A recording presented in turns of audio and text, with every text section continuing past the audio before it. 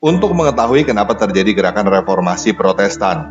Gereja Katolik Roma dianggap sudah menyimpang dari ajaran Alkitab dan menyalahgunakan kekuasaan. Ketika kita berbicara tentang Protestan, orang pertama yang terlintas di dalam pikiran adalah Martin Luther. Namun, sebenarnya gerakan protes terhadap gereja Katolik ini sudah dimulai oleh John Wycliffe pada abad ke-14.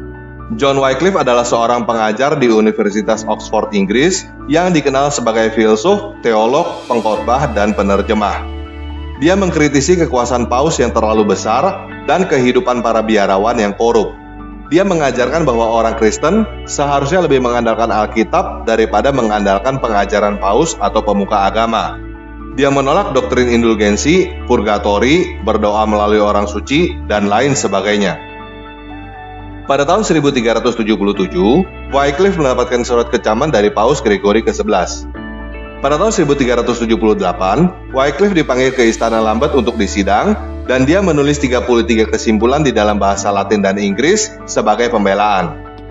Sidang terhadap Wycliffe tidak dilanjutkan karena Paus Gregory ke-11 meninggal. Namun, setelah itu Wycliffe diasingkan. Wycliffe menerjemahkan Alkitab dari bahasa Latin ke bahasa Inggris pada tahun 1382. Dan hal ini adalah perbuatan yang dilarang oleh Gereja Katolik Roma. Pada tahun 1384, Wycliffe meninggal. Pada tahun 1415, Wycliffe dinyatakan sebagai bidat pada konsili Gereja Katolik di Konstan. Konsili itu memutuskan bahwa karya tulis Wycliffe harus dibakar dan mayatnya tidak boleh dibiarkan di dalam tanah.